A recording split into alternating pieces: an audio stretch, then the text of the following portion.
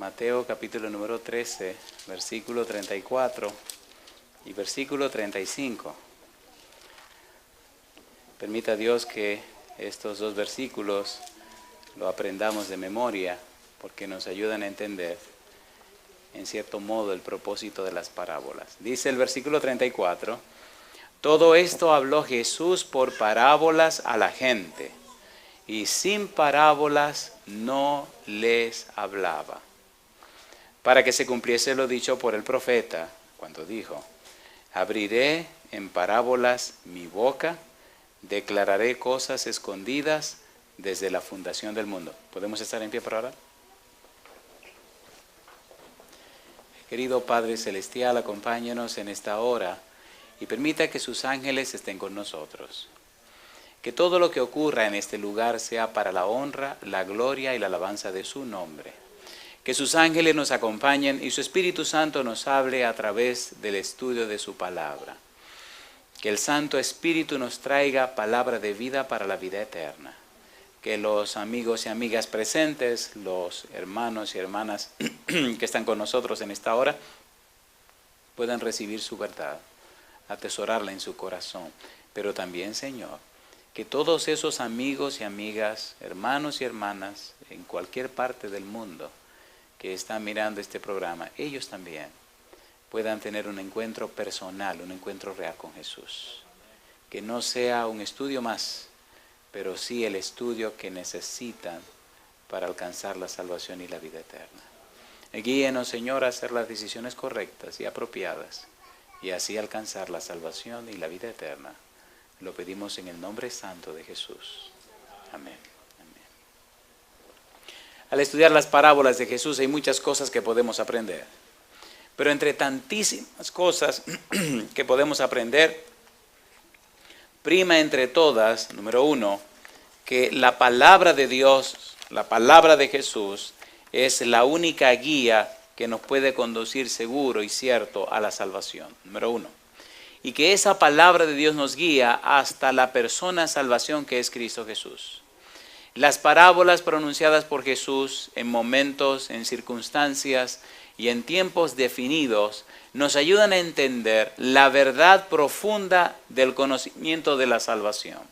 Verdad profunda que había estado oculta por siglos, pero que últimamente se dio a conocer a través de los apóstoles y los profetas por medio del Espíritu Santo. Y no solamente eso, sino que esta verdad tan profunda, no solamente Dios la anunció a través de los hombres, profetas y apóstoles, sino que el mismo Dios vino a la tierra y se hizo hombre para anunciar esas verdades profundas. De allí la importancia de las parábolas. Las parábolas dicen más que lo que uno le puede sacar. Por ejemplo, el capítulo 21 y 22 del libro de San Mateo plantean el ambiente de tres parábolas. La parábola de los dos hijos, la parábola de los labradores malvados, pero también la parábola del banquete de bodas. Ya hablamos de la parábola del banquete de bodas. ¿Por qué Jesús presentó tres parábolas en ese ambiente, en ese momento histórico, en esa situación? ¿Qué era lo que estaba pasando? Recuerde que dice el versículo 35 del capítulo 13 de San Mateo, para que se cumpliese lo dicho por el profeta cuando dijo, abriré en parábolas mi boca, declararé cosas escondidas desde la fundación del mundo.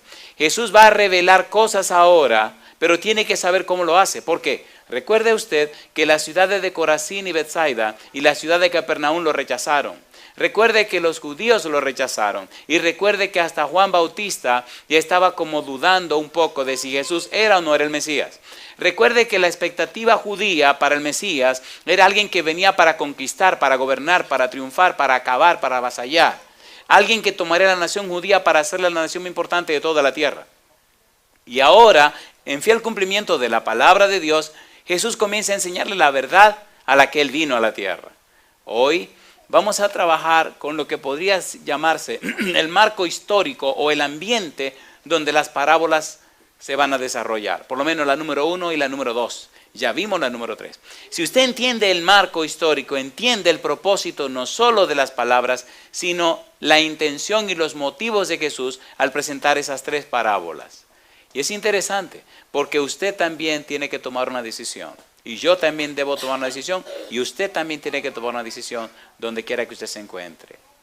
Vamos al libro de San Mateo, al capítulo número 21. Es sumamente interesante lo que vamos a estudiar en este día, y es muy, muy profundo, muy profundo. San Mateo capítulo 21, versículo 1 en adelante, nos presenta lo que es la entrada triunfal de Jesús en Jerusalén. Hay algunos exégetas bíblicos que hablan acerca de la entrada triunfal de Jesús en Jerusalén. Algunos dicen que Jesús iba montado en un pollino, en un asno hijo de asna. Los primeros versículos del capítulo 21 nos dicen cómo Jesús manda a los discípulos a buscar un pollino joven, un asno joven.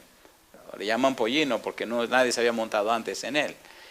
Y lo que le iba a suceder a los discípulos con los dueños del asno y cómo debían contestarle y todo lo demás hasta que trajeron el pollino. Cómo él entra a la ciudad de Jerusalén montado en un pollino. Y vamos a ver en los versículos 8 y 9 algunos detalles que vienen en un momento. Alguien escribió que quien llevaba la rienda del animalito era nada más y nada menos que Lázaro. Lázaro, después de haber sido resucitado. Recuerde que Lázaro vivía en Betania y Betania estaba muy cerca de Jerusalén.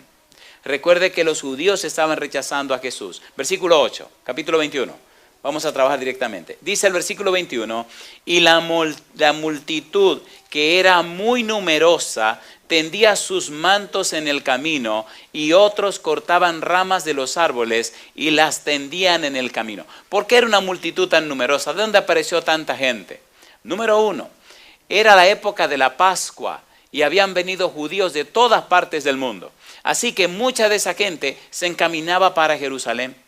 Y en camino a Jerusalén, Jesús iba justamente montado en el pollino y la gente venía uniéndose a la procesión y entonces iban anunciando algunos títulos de Jesús que vamos a ver en el versículo 9. ¿Por qué es importante entender esto? Porque si usted no entiende lo que vamos a comenzar ahora, usted no entenderá el problema de las parábolas. Las parábolas tienen un sentido profundo y maravilloso, pero usted tiene que entender el ambiente en donde son dadas para comprender el mensaje que ellas contienen. Jesús va entrando montado en el pollino. La multitud se acerca con Jesús y van cantando hosannas al que viene en nombre el Hijo de David. Y van entrando. Versículo 8, una gran multitud. Número 1, gente que vinieron de todas partes del mundo para la fiesta de la Pascua. Y número 2, personas que habían oído hablar de que Lázaro, después de 4 días de muerto, había sido resucitado. Querían venir a ver a un muerto de 4 días resucitado. Eso nunca había ocurrido. Así que la gente se aglomeraba, la gente se agolpaba, y entonces los escribas y los fariseos comenzaron a preocuparse y a molestarse. Esta gran multitud anunciaba a Jesús como el Mesías, y la gente se sorprendían, y los discípulos se sorprendían porque Jesús decidió definitivamente, públicamente entrar a Jerusalén como el hijo o el descendiente de David. Versículo 9. Dice el versículo 9, y la gente que iba adelante y la gente que iba detrás aclamaba diciendo ¿qué cosa? Hosanna al hijo de David. Esto era un título del Mesías. Si era hijo de David, era heredero al trono. David fue el rey, su familia era los descendientes directo para el trono. Entonces el pueblo anunciaba su creencia de que ese que venía montado en el asno era nada más y nada menos que el descendiente de David. Y hay otra cosa interesante en el versículo 9. Dice, bendito el que viene en el nombre de ¿quién? Del Señor. ¿Y qué más? Hosanna, ¿dónde? En las alturas. ¿Se acuerdan cuando nació el niño Jesús, lo que cantaron los ángeles? ¿Se acuerdan de eso? Mire qué pasó más adelante, versículos 10 y 11. Cuando entró él en Jerusalén, toda la ciudad se conmovió diciendo, ¿quién es este? Y la gente decía, ¿qué cosa? Este es Jesús, el profeta de Nazaret de Galilea. Los dos títulos, el profeta y la expresión Hosanna al hijo de David, eran dos títulos mesiánicos. Por ejemplo, Deuteronomio capítulo número 18, versículo 15, Moisés prometió que Dios levantaría otro profeta como lo levantó a él. Y ahora la gente anuncia en la persona de Jesús este profeta a quien había anunciado Moisés. Dice Deuteronomio capítulo 18, versículo número 15. Profeta de en medio de ti, de tus hermanos, como yo, te levantará Jehová tu Dios, a él ¿qué cosa? Oiréis. Recuerde que hay un problema con los escribas y los fariseos. Recuerde que hay un problema con los judíos. Recuerde que en medio de esta situación, ahora Cristo hace su entrada triunfal en Jerusalén. Dos cosas van a ocurrir para que los judíos declaradamente comiencen a buscar la muerte de Jesús. Primero, la entrada triunfal en Jerusalén. Segundo, un incidente que veremos más adelante, que fue la purificación del templo. Estas dos cosas son el marco histórico, son la situación, el contexto, el ambiente donde Cristo va a decir las parábolas que dice. Y nosotros tenemos que sacar la lección. Cuando uno estudia la Biblia, tiene que ubicarse en tiempo y espacio. Tiene que saber qué se dice, quién lo dice, por qué lo dice, cuándo lo dice, por qué lo dice, para qué lo dice y qué pasó cuando lo dijo. Si usted no tiene eso claro, usted va a tener un concepto muy suyo de la Biblia, muy particular. La Biblia no fue traída para interpretación privada. La Biblia se interpreta a ella misma, ¿cierto o falso? ¿Sí o no? A ver, ¿sí o no? ¿Fue Mateo un expectante, una persona que estuvo presente en las situaciones que están pasando, sí o no? Sí, fue testigo de primera mano, así que le está escribiendo lo que él vio, lo que él vivió. ¿Qué sabemos hasta ahora? Cristo está haciendo su entrada triunfal en Jerusalén. Número 1. Número 2, una gran multitud lo está siguiendo. Número 3, están anunciando títulos mesiánicos. Número 4, sabemos que Lázaro va con él y la gente viene de curiosa a ver a Lázaro después de 4 días de muerto, como Cristo lo resucitó. Es un asunto que pasó cerca de Jerusalén. Algunos dicen que estaba a 2 kilómetros de Jerusalén. Betania y Jerusalén están cerquitita. Así que la gente sabe lo que pasó. Y la gente dice, no, si resucitó a un muerto de 4 días, este tipo tiene que ser el Mesías. Y ahora Cristo está entrando como el Mesías por las puertas de Jerusalén. Versículo 2 al 7. Capítulo 21, versículo 2 al 7. ¿Por qué Cristo entró montado a la ciudad en un asno, en un pollino? ¿Por qué no entró montado en un caballo? Y esa cosa es importante aclarar, la vamos a aclarar de una vez.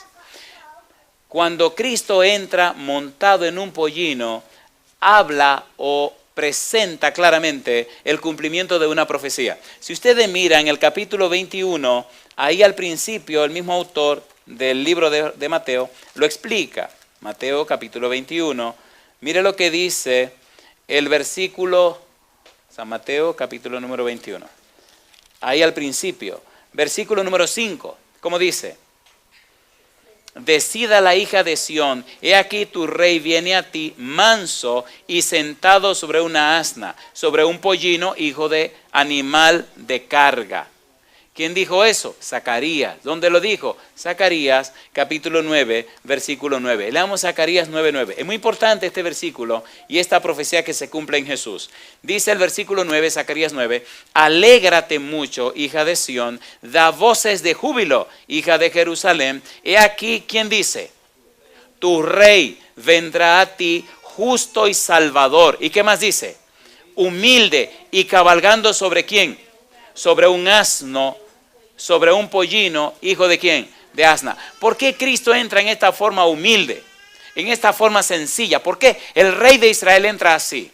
Número 1, los judíos esperaban un Mesías conquistador. Si Cristo hubiera entrado para cumplir las expectativas judías, hubiera entrado montado en un caballo.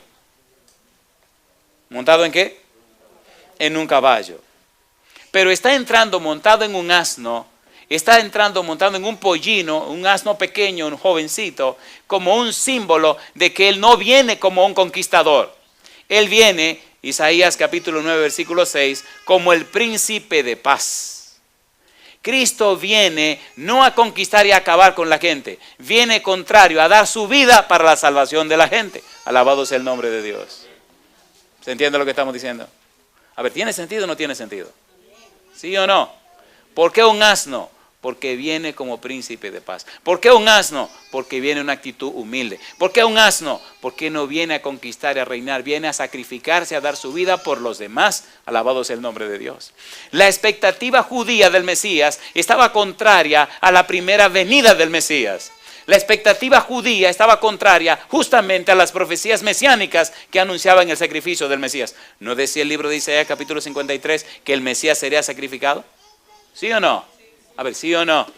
Entonces él está justamente cumpliendo con esa profecía. Zacarías capítulo 9, versículo 9. Pastor, es muy importante esto. Es importantísimo entender esto y dejarlo bien claro. Los líderes judíos ven esto como un desafío y odian más a Jesús. Jesús entró sobre un pollino hijo de asna. Jesús entró como entraban los reyes en la antigüedad. Jesús entró como reclamando el trono que le pertenecía por ser descendiente de David. Jesús entró en contra de la voluntad de los líderes. Entró conforme al cumplimiento de la profecía. Los judíos esperaban un líder militar como Mesías, pero entró un redentor, un salvador, alguien que daría su vida por ellos. Y Apocalipsis capítulo 19 nos presenta a Cristo cuando venga como conquistador, cuando venga montado en un caballo, ya no en un asno. Apocalipsis capítulo 19, versículo 11 en adelante. Queridos, esto es bueno tenerlo bien claro para poder entender este conjunto de parábolas que estudiaremos mañana y pasado mañana. Apocalipsis capítulo 19, versículo 11 en adelante. Mire ahora, aquí Él no viene, en su segunda venida, no viene montado en un asno. Dice el versículo 11, entonces vi el cielo abierto, y aquí un caballo como blanco, y el que lo montaba se llamaba como fiel y verdadero, y con justicia juzga, ¿y qué más? ¿A qué viene este caballero? A pelear. Ya no viene a redimir, a salvar y a dar su vida. No, no, no. Ahora viene a pedir cuentas. Versículo 12. Sus ojos eran como llama de fuego. Cuando usted lee el capítulo 1 del libro de Apocalipsis y Juan ve a Jesús de cómo son los ojos, como llama de fuego. Y había en su cabeza muchas diademas y tenía un nombre escrito que ninguno conocía sino él mismo. Estaba vestido de una ropa teñida en sangre y su nombre es, ¿cómo? El verbo de Dios. ¿Qué dice San Juan capítulo 1 versículo 1? En el principio era el verbo y el verbo era con Dios y el verbo era Dios. ¿Y qué dice el versículo 14? Y el verbo se hizo carne y habitó entre nosotros. ¿Quién es este personaje? Cristo Jesús. ¿Cómo viene ahora? Viene montado en un caballo, venciendo y para vencer y arreglar a todos sus enemigos. Esta venida de la segunda parte, esto que ocurre en la segunda venida, era lo que los judíos esperaban en la primera venida. Y quedaron chasqueados. Ahora la pregunta que yo le hago a usted, si usted y yo somos testigos, si usted y yo conocemos lo de la primera venida y sabemos que en la segunda viene como viene, ¿por qué no cambiamos la actitud? ¿Por qué no resolvemos nuestro problema con Dios? ¿Por qué no resolvemos nuestra situación delante de Dios? Jesús cuando venga no viene a redimir ni a salvar, viene a pedir cuenta a la gente.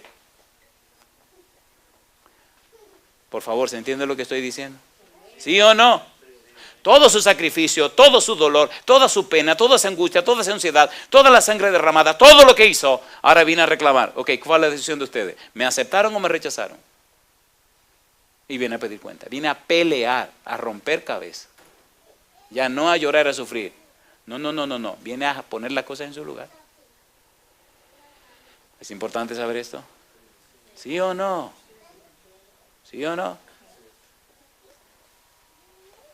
Dice, versículo número 13, 14, y los ejércitos celestiales, vestidos de lino finísimo, blanco y limpio, le seguían en caballos blancos. ¿Los qué celestiales dice? Los ejércitos celestiales. ¿Qué cosa es un ejército? Es un grupo de personas que van cantando por la calle, ¿verdad? ¿Qué es un ejército? ¿Para qué son los ejércitos? Para pelear. Una pregunta le hago. ¿Usted cree que está listo ya para ver venir los ejércitos celestiales? ¿Ha arreglado usted su vida con Dios? ¿Tiene su vida ok con el Señor? Entonces, ¿qué es lo que usted está esperando? Vamos a ser sinceros los que nos llamamos cristianos. ¿Verdad que hay muchas cosas que tenemos que poner en su lugar? Porque no comenzamos ya. ¿Qué es lo que estamos esperando? ¿Sí o no? ¿Sí o no? Miren, estamos en una época de crisis, una crisis tan espantosa, que las religiones están tratando de acomodarse a la voluntad de la gente. Eso es criminal. ¿Cuál es el único camino de salvación? Jesucristo, Jesucristo, Jesucristo. Si usted no camina como Cristo dice, usted está perdido aunque brinque y patalee, olvídese. La única fuente de salvación es Jesucristo. ¿Ya le entregó usted su corazón a Jesús? ¿Ya comenzó a caminar como Jesús manda? ¿Ya está haciendo lo que Jesús dice? ¿Está acoplado con Jesús? ¿Entregó todo su ser en las manos de Jesús? ¿Ya usted aceptó a Jesús como su Salvador? Si usted no lo ha hecho, esta es una buena oportunidad para hacerlo. Una pregunta, queridos, ¿se entiende por dónde vamos?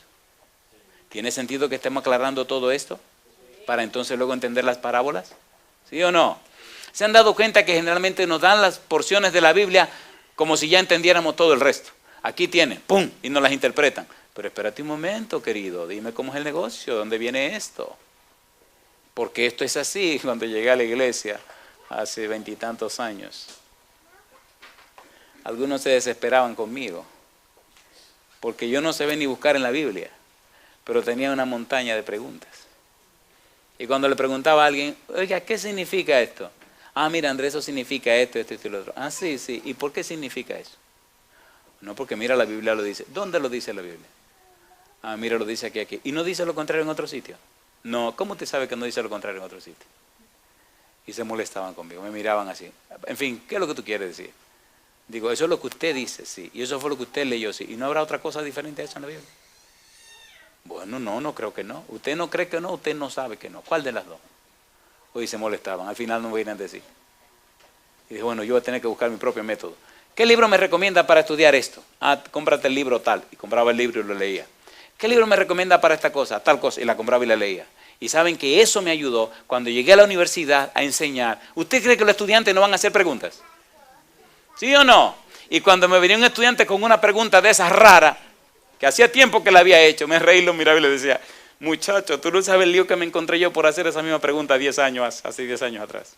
Y te voy a decir lo que me respondieron. Me dijeron esto y esto y esto y esto. Y eso no es. La verdad es esta y esta y esta y esta y esta. Y muchos de los alumnos terminaban bautizándose al final de la clase. Recuerdo uno que estudiaba computación y era una exigencia, un requisito, perdón, una clase que enseñaba, que se llama Vida y Enseñanza de Jesús. Y un día él muy molesto, se sienta, pues no era cristiano, se sienta así molesto con todo ese orgullo un orgullo bobo, no sé por qué el orgullo, todos los orgullos son bobos.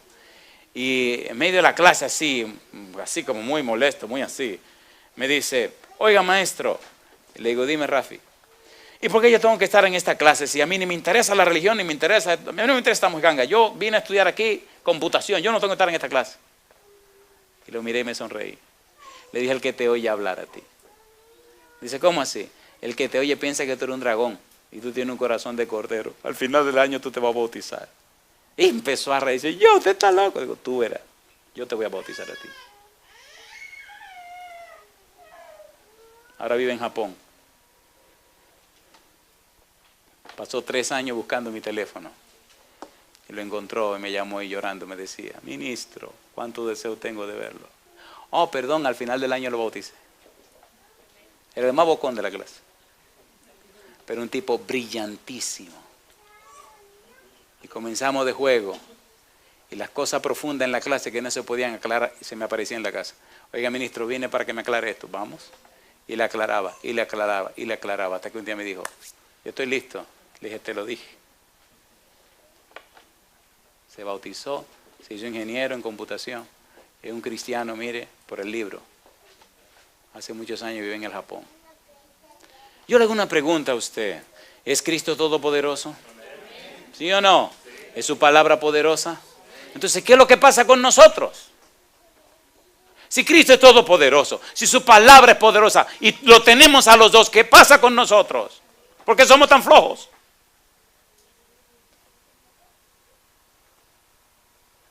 ¿Sí o no? ¿Sí o no? Y nuestra flojera hace que los demás se pierdan, amigos y familiares. ¿Es así o no es así? Porque si el cuadrecito que nosotros tenemos, si lo que nosotros estamos proyectando, eso es cristianismo, déjese de eso, déjese de eso, déjese de eso. Bueno, yo creo que ya podemos seguir con el sermón, ¿verdad que sí? Seguimos. Cristo hace su entrada triunfal en Jerusalén. Número 2. Hay unos incidentes aquí que yo quisiera verlo despacio, pero el problema es que cuando uno aquí empieza a emocionarse, entonces el tiempo se le acaba. San Mateo capítulo 21. San Mateo capítulo número 21. San Mateo capítulo 21, versículos 12 en adelante. En esta sección vemos a Jesús, ¿qué cosa? Limpiando, purificando el templo, le dicen los autores de la Biblia. San Mateo capítulo 21, versículo 12, dice el verso 12, y entró Jesús en el templo de Dios y echó fuera a todos los que vendían y compraban en el templo, y volcó las mesas de los cambistas y las sillas de los que vendían palomas. Ok, es posible que algunos no entiendan lo que está pasando. ¿Me permiten explicarle a los que no entienden esto? ¿Sí o no? Recuerden que vino mucha gente de cuánta parte del mundo, de todas partes del mundo. Como venían de tan lejos, ellos no podían traer corderos y animales para sacrificarlo en el santuario, en el templo. Cuando la persona venía, era ley presentar un sacrificio a Jehová. Como no podían traer los animalitos, traían el dinero. ¿Dinero para qué? En el templo se hizo un negocio. Primero, eso eran unos barbarazos. Hicieron de que en el templo se iba a usar una moneda específica, la moneda del templo. Así que usted trae su dinero de donde usted venía y tenía que cambiarlo en el banco del templo. Ahí era la primera ladronada, el primer robo que le hacían a usted, y le robaban. Porque lo ponían al precio que ellos quisieran. Sí, los sacerdotes de ahí del templo no eran fáciles. Así que le cambiaban el dinero a como ellos dijeran. Ok, ya usted cambia el dinero por dinero del templo. Ahora tiene que comprar los animalitos. Alrededor del santuario, enfrente al templo, había una vendedera de animales que eso pareció más un mercado que un templo. Adentro la gente dice que adorando y afuera los animales haciendo de la suya. ¿Me entienden? El balido de las ovejas y las palomas, su arrullo. Y eso es una cosa espantosa, algo desagradable. Y diferentes mesas de bancos de personas que te lo podían cambiar tanto punto menos, tanto punto más. Ustedes me están entendiendo. Una casa de adoración y en el frente ese negociazo. Cuando Cristo llegó y vio este relajo, se molestó. Volteó las mesas, abrió donde estaban las aves para que volaran, abrió los corrales de los animales y nadie se le paró enfrente. Así que cuando abrió y limpió todo, una pregunta le hago. ¿Hizo su entrada triunfal en Jerusalén?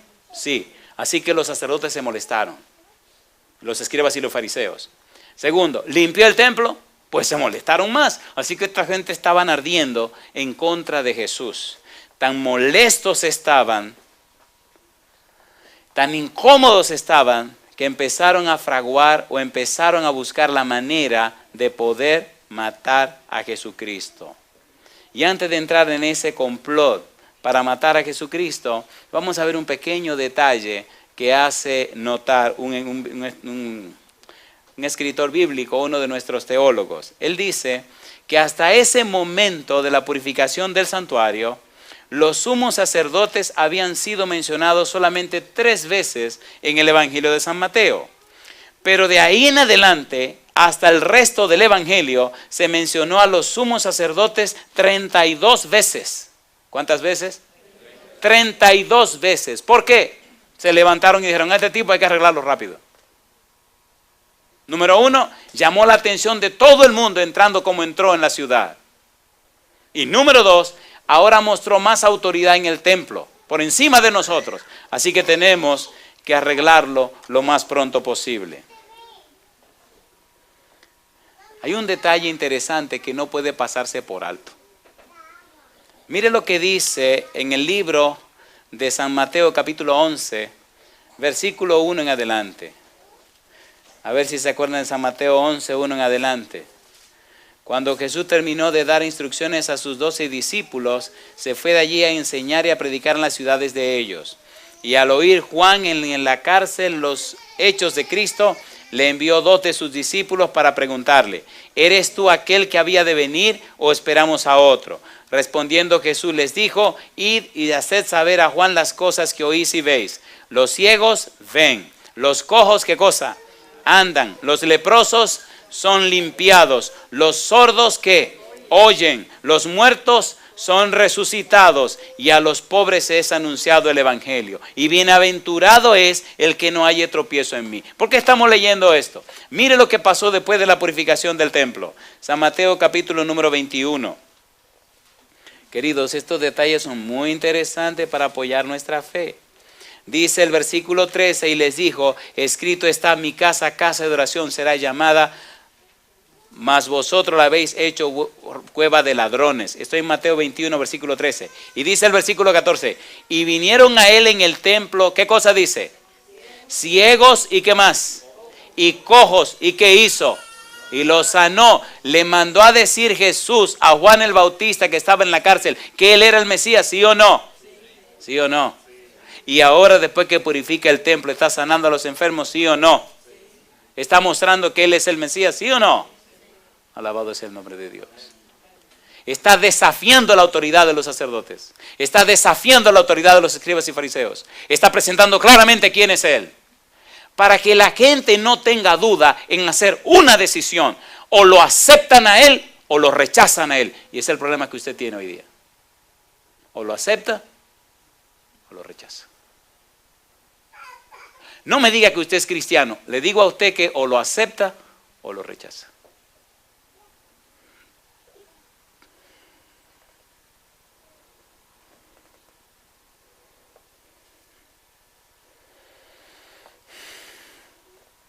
En el Evangelio según San Marcos, en el capítulo 11, hay un detalle que no está en el Evangelio según San Mateo.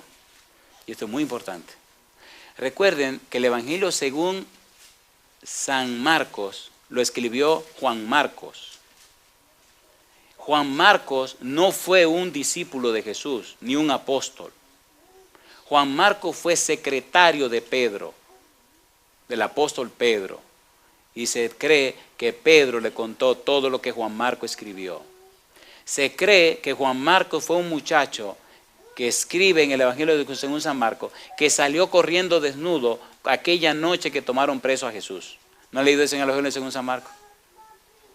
Así que este Juan Marcos, que está escribiendo este Evangelio, se cree que fue Pedro que le relató todo lo que le está escribiendo. Y hay un detalle interesante que Juan Marcos dice en relación a los incidentes que estamos estudiando.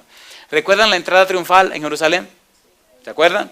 Juan Marcos dice que al otro día ocurrió un detalle. Y por favor, mucho cuidado a este detalle. Mucho cuidado, porque en una forma simbólica pero real, Cristo presentó lo que le iba a pasar a los judíos. Y es lo que le puede pasar a usted. Y lo que me puede pasar a mí. ¿Están listos para esto? San Marcos, capítulo número 11, versículo 12. Ay, queridos, no hay excusa ni disculpa para perderse. San Marcos, capítulo 11, versículo 12. ¿Cómo dice la primera frase? ¿Al día siguiente de qué? No. Al día siguiente de la entrada triunfal. Si miran los versículos anteriores, van a encontrar la entrada triunfal, ¿sí o no? ¿Sí o no? Así que ese día hizo su entrada triunfal. Y terminó y se fue. Entonces, al día siguiente, ¿qué pasó? Cuando salieron de Betania, ¿qué cosa tuvo Jesús? Tuvo hambre. Y viendo de lejos una higuera que tenía hojas, fue a ver si tal vez hallaba en ella algo. Pero cuando llegó a ella, nada halló sino hojas, pues no era tiempo de higos. Pregunto, ¿tenía hambre Jesús?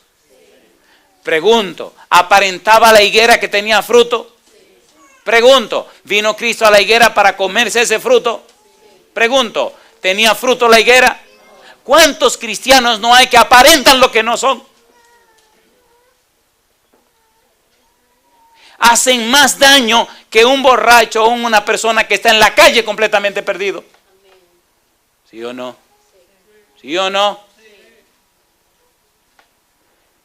Tenga cuidado con esta sección de la higuera. Mire bien lo que pasó con la higuera.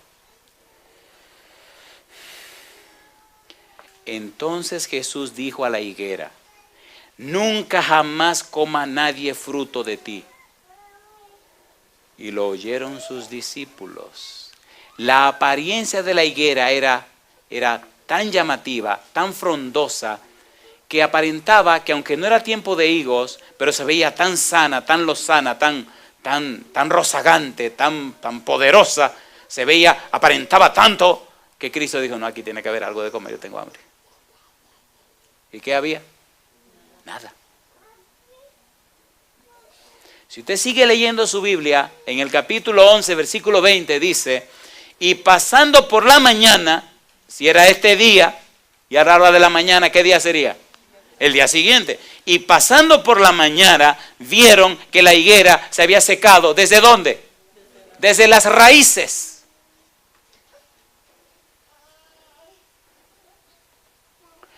¿Tiene una lección esto para nosotros? ¿Sí o no? Los escribas y los fariseos aparentaban mucha religiosidad. Los sacerdotes aparentaban mucha consagración y dedicación a Dios. A ver, ¿sí o no? Y estaban rechazando a Jesús. Sí, ¿cómo iban a quedar? Como la higuera. Queridos, yo les pregunto, ¿tiene sentido lo que le estamos presentando? A ver, ¿sí o no?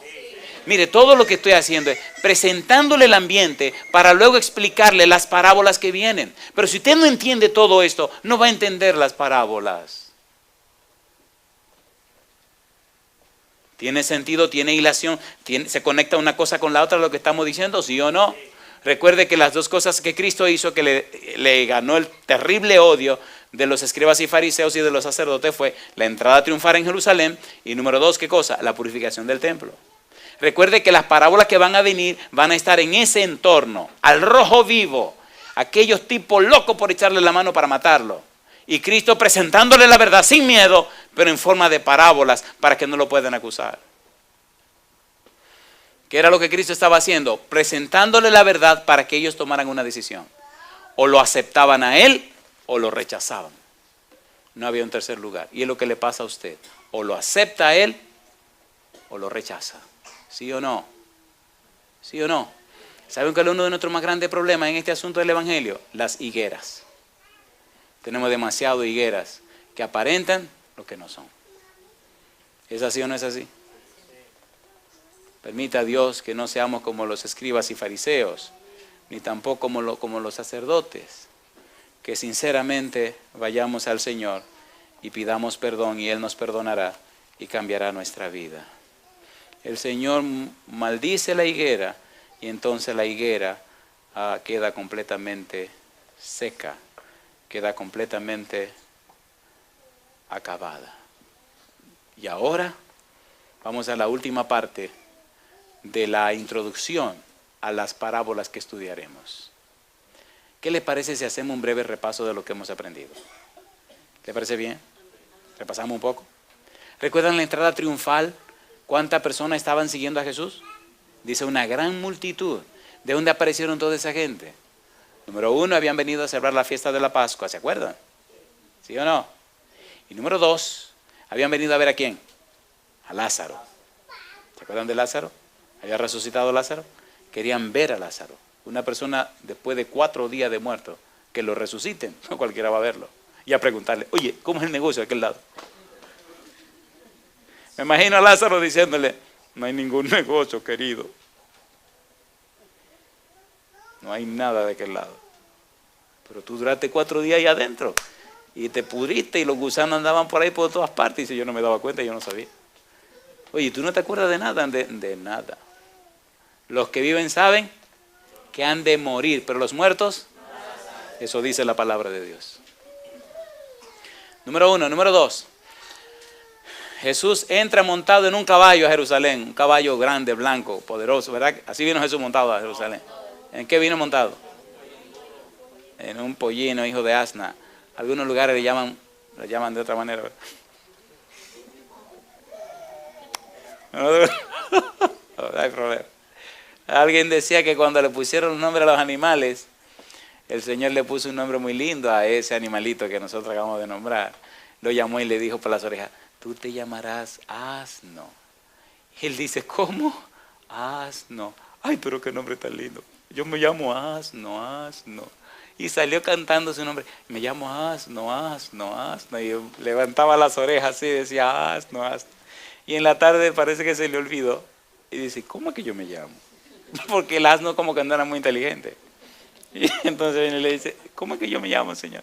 Asno, asno. Oh, sí, asno, asno, asno. Bueno, y después de tanto preguntar, ¿quién fue que le puso nombre a los animales? Recuerden que el Señor, que estoy hablando de Adán, no estoy hablando de mi Señor, sino el Señor Adán que le puso los nombres. Entonces al final ya medio molesto, el señor asno viene otra vez donde Adán a preguntarle, oiga, ¿cómo es que yo me llamo? Dice Adán, mira, tú eres un burro, tú eres un burro. Dice, también soy un burro, pues soy burro y nunca se le olvidó. Así que, ¿cómo le llamamos al asno? Burro, que nunca se le olvide. Muy bien, vamos a cerrar este negocio. Así que venía montado en un pollinito, ¿verdad? Un pollino es un burriquito joven que no ha sido montado todavía. Zacarías 9:9, ¿qué dice? Que vendría como vendría el rey. Manso y humilde, montado ¿en qué cosa? En un pollino. ¿Por qué no vino montado en un caballo? No venía a pelear. ¿A qué venía Cristo? A sacrificarse por la humanidad, a entregar su vida por la humanidad. ¿Por qué venía montado en un pollino, en un asno? Porque en la antigüedad los reyes entraban montados en un asno. ¿Sí o no? ¿Sí o no? Ok. Cuando Cristo llega al templo y está todo hecho un pandemonio, ¿qué hace Cristo? ¿Purifica qué cosa? El templo. Tira las mesas, deja libre los animales y entonces, ¿qué hace con todos los enfermos que había en el templo? Los sana. ¿Era una muestra de que Jesús era el Mesías, sí o no? ¿Sí o no? Ok. Cuando Cristo termina el día de la entrada triunfal, al día siguiente, antes de llegar al templo, ¿con qué se encontró en el camino? ¿Con una qué? Una higuera. ¿Era hermosa la higuera? ¿Aparentaba tener fruto? Cuando Cristo llegó a buscar fruto, ¿qué encontró? ¿Qué hizo Cristo con la higuera? La maldijo. Y al día siguiente, cuando pasaron otra vez por allí, ¿cómo estaba la higuera? Completamente seca. ¿Completamente cómo? Seca.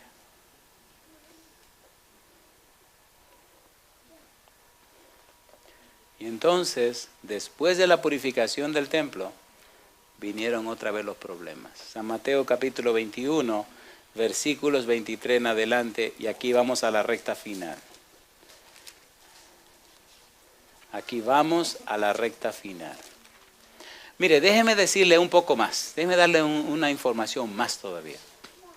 Miren, según la profecía del libro de Daniel, Dios había determinado una cantidad de tiempo de misericordia para los judíos, ¿sí o no?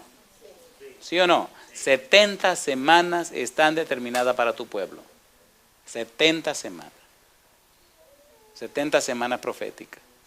490 años. Cuando Jesús va entrando en su asno, en el pollino, con la multitud cantando, Hosanna, bendito el que viene en nombre del Señor, y va entrando a la ciudad, Cristo está diciéndole a la ciudad, al Mesías que ustedes esperan, al Dios hecho hombre que ustedes clamaron, la persona que viene a resolverle su problema, viene aquí montado en este asno. Hoy es el día que a ustedes le conviene abrir los ojos. Hoy es el día que le conviene a ustedes resolver sus problemas. Aquí estoy. Y cuando llegó cerca de Jerusalén, ¿qué hizo Cristo? ¿Se puso a qué? A llorar. ¿Por qué se puso a llorar? Porque ellos no sabían el momento en que estaba lo que estaba pasando. Y Jesús lloraba porque en su visión profética podía ver en el año 70 cómo los ejércitos romanos iban a arrasar la ciudad de Jerusalén, iban a acabar con todo el mundo, iban a matar a todo el mundo. ¿Por qué? Porque no entendieron el día de la visitación de Jesucristo. Y así pasa con cualquiera de nosotros hoy. Hoy es el día de entregarse a Jesús. Hoy es el día de entregarse a Él. Hoy es el día de arreglar su vida con Él. Hoy es el día, porque cuando Él venga no habrá momento de arreglar nada. ¿Se entiende, por favor? ¿Se entiende o no se entiende lo que estoy diciendo? ¿Sí o no? Esto es una cuestión de religión. Lo peor que le ha pasado al mundo es llenarse de tantas religiones. Esto es cuestión de relación. La gente necesita relacionarse con la persona de Jesús. Necesita conocer a Jesús, pero espérese. A un Jesús de la palabra de Dios, a un Jesús de la Biblia, no a un Jesús inventado como están haciendo en muchos lugares en este mundo hoy día. Ahí no hay muchos Jesús modernos que están dejando que cada quien haga lo que le dé la gana. ¿Sí o no? ¿Sí o no? Religión a su manera. ¿Usted quiere venir a adorar con chancleta? Venga. ¿Quiere venir? Venga. Venga. ¿Quiere un culto cortito? Se lo damos. ¿Quiere uno más largo? También. O sea, le hacemos el culto y la manera como a usted le convenga. ¿Es así la religión de Jesús? Ponga usted las reglas del juego. Es un negocio. Y la gente se está dejando negociar en la parte espiritual, ¿sí o no? ¿Sí o no? Cristo vino clarito y derecho. San Mateo capítulo 21, versículo 23. Dice el verso 23. Cuando vino al templo, los principales sacerdotes y los ancianos del pueblo se acercaron a él mientras enseñaba y le dijeron: ¿con qué autoridad haces estas cosas? ¿Y quién te dio esta autoridad? ¿Le están desafiando, sí o no? ¿Sí o no? ¿Sí o no? Jesús le dice: ok, yo también os haré una pregunta. Y si me la contestáis, también yo os diré con qué autoridad hago estas cosas. El bautismo de Juan, ¿de dónde era? ¿Del cielo o de los hombres? Ellos entonces discutían entre sí diciendo: si decimos del cielo, nos dirá, ¿por qué pues no lo creísteis? Y si decimos de los hombres, tememos al pueblo, porque todos tienen a Juan por profeta. Y respondiendo a Jesús, dijeron: no sabemos. Y él también les dijo: tampoco yo os digo con qué autoridad hago estas cosas. Pregunto, ¿estaban calientes los ánimos? ¿Sí o no? ¿Estaba difícil la situación? ¿Vinieron a enfrentarlo? ¿Quieren guerra estos tipos? Entonces es el ambiente de las parábolas que vamos a estudiar. Si usted no entiende todo este trasfondo, por más que le quiera explicar la parábola, no van a entender lo que está pasando. ¿Cierto o falso? Entonces creo que para mañana estamos preparados para la parábola que vamos a estudiar. Es la parábola que se llama parábola de los dos hijos. Ahora usted va a entender por qué ante esta situación tan crítica, ante estos tipos que le tiemblan los labios de ira y que están buscando cómo arrancarle la cabeza a Jesús, ahora él tiene que decirle la verdad en la cara, decírsela de frente, pero sabérsela decir. Y él entonces usa las parábolas. Bueno, creo que podemos terminar esta noche hablando de la autoridad de Jesús. ¿Qué le parece? ¿Sí o no? ¿Tiene Cristo autoridad o no la tiene? ¿Seguro que la tiene? San Mateo capítulo número 7. San Mateo capítulo 7, versículo 28 y 29. Y yo voy a preguntarle a usted si Cristo tiene esa autoridad, si la tiene en usted también. Y usted tiene que hacer una decisión. San Mateo capítulo 7, versículo 28 y 29. ¿Cómo dice el 28? Y cuando terminó Jesús estas palabras, la gente se admiraba de su doctrina. ¿Por qué dice ahí?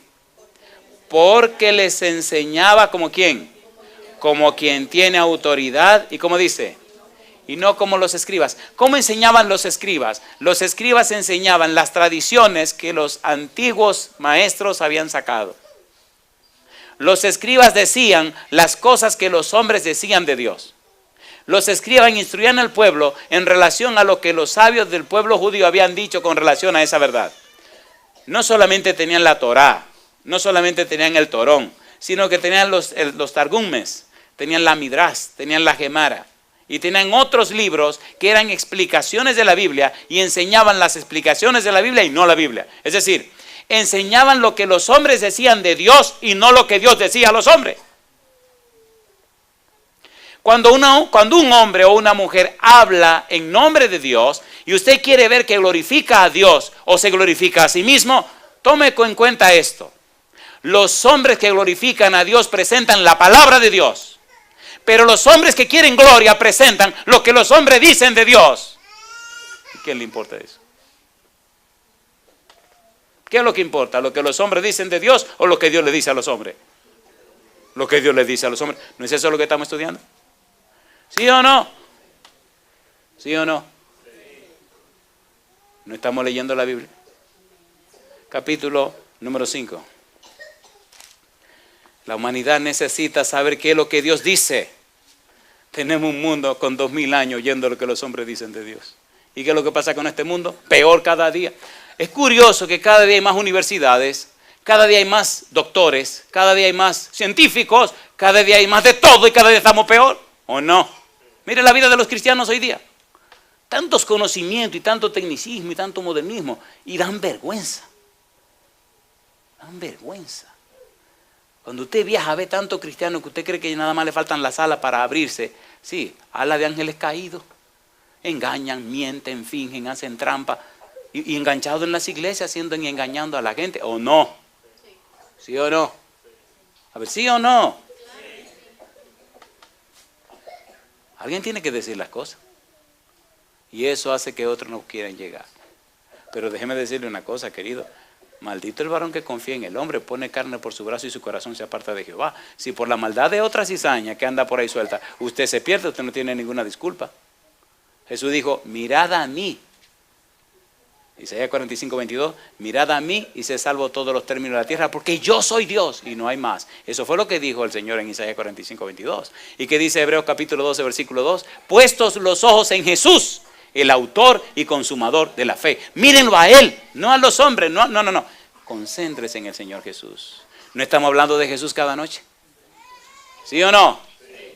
Capítulo 5, versículo número 27. 5:27, dice la Biblia, Jesús dice, oísteis que fue dicho, no cometerás adulterio. ¿Y ahora qué dice Jesús? Pero yo os digo, que cualquiera que mira a una mujer para codiciarla, ya adulteró con ella, ¿dónde? En su corazón. Mi pregunta, ¿era esto lo que se había dicho? Sí. ¿Le añadió Cristo un elemento más? Sí. ¿Tiene la autoridad para eso? Sí, Señor. Él es el jefe, es el dueño de este negocio. Cosa linda. Capítulo 5, versículo 31. También fue dicho, cualquiera que repudia a su mujer, dele carta de divorcio. Pero yo os digo, que el que repudia a su mujer, a no ser por causa de fornicación, hace que ella adultere, y el que se casa con la repudiada, comete adulterio. ¿Quién está hablando? ¿Tiene autoridad o no tiene autoridad? Cosa linda. Mi pregunta para usted en este momento, ¿y usted qué piensa hacer? ¿Piensa entregarse al Señor Jesús? ¿Aceptar la autoridad de Jesús en su vida? ¿Sí o no? ¿Sí o no? ¿Sí o no? Seguro que sí. Pensemos por un momento que aquí nadie es religioso, nadie es cristiano. Los años que usted tiene en la iglesia, por un momento póngalo a un lado. Cuando nos encontremos delante del Señor, ¿valdrá de algo todos los años que hemos caminado en este camino? ¿De qué valdrá? De nada. ¿Se acuerdan? Bueno, hay una parábola que vamos a estudiar. ¿Se acuerdan la parábola de la viña?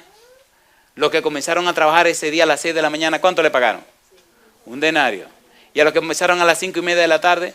Un denario. ¿Cuántas horas trabajaron los que empezaron a las 6 de la mañana? 12 horas. ¿Y cuántas horas trabajaron los que empezaron a las 5:30 de la tarde? Media hora. ¿Y cuánto le pagaron? Un denario. ¿A quién le pagaron primero? A los que empezaron más tarde. Porque los últimos serán. Así que asegúrese, querido. Hay mucha gente nuevecita que va a empezar este negocio ahora y va a entrar primero. Oiga, pastor, ¿qué es lo que usted no está diciendo? Le estoy diciendo que usted no va primero que nadie. De la misma manera que usted comenzó la vida cristiana, la tiene que terminar. Siempre por la gracia de Dios y por el amor del Todopoderoso. Nunca porque usted sea bueno. Nunca porque usted ya di que la logró. Agárrese de ahí que se va a caer.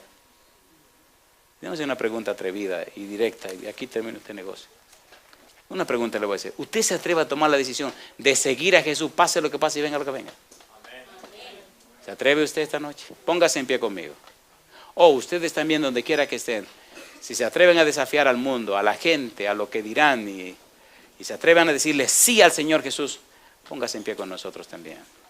Hay una frase en el libro de San Lucas, me gusta lo que es el precio de seguir a Jesús.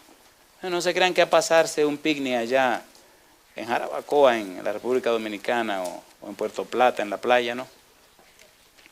Esto es un asunto de playa, querido, este es un asunto caliente.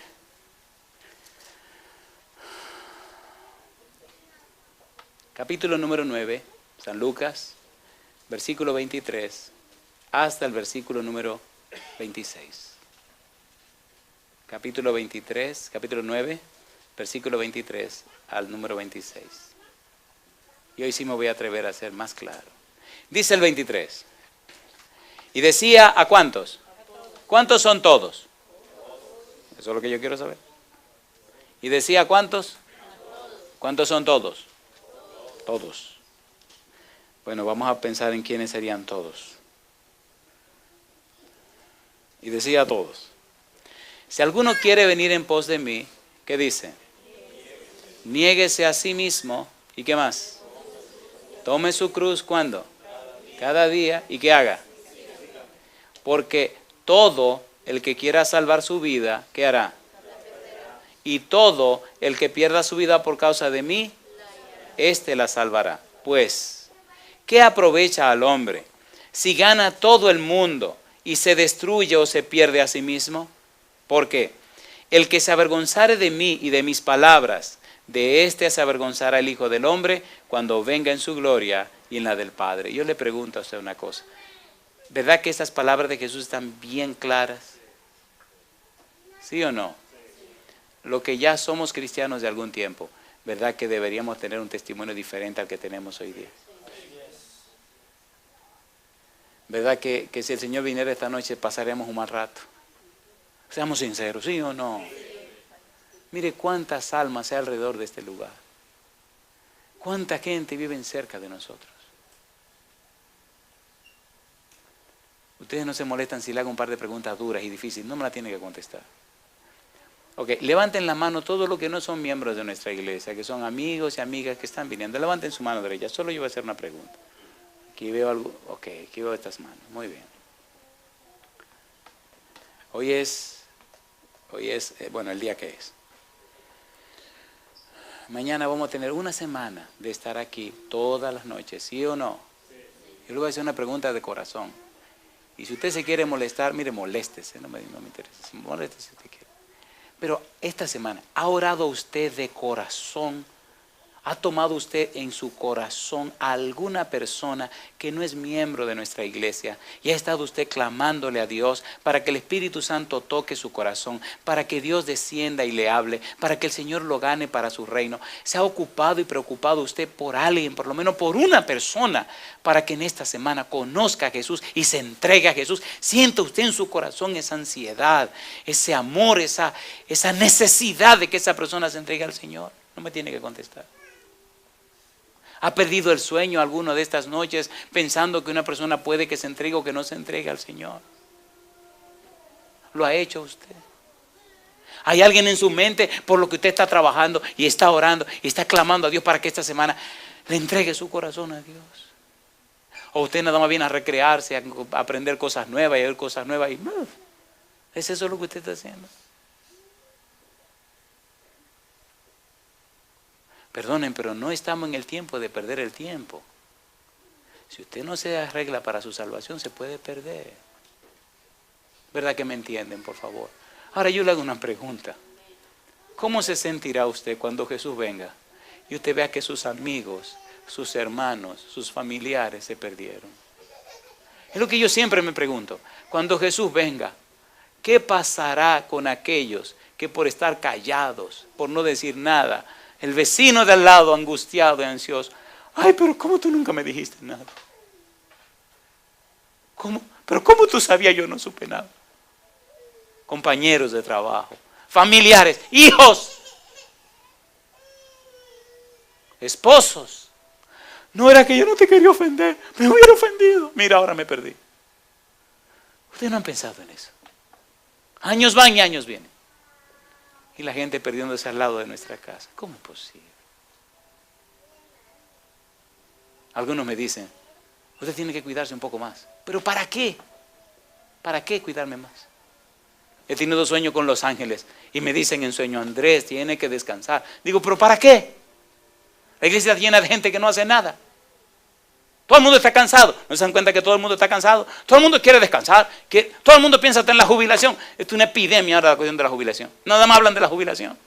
Muchachos recién graduados que entran a la universidad, que están recién graduados. Pues hay que pensar en la jubilación. Digo, pues jubílate ahora, bandido. Si no ha empezado a trabajar y está pensando en la jubilación.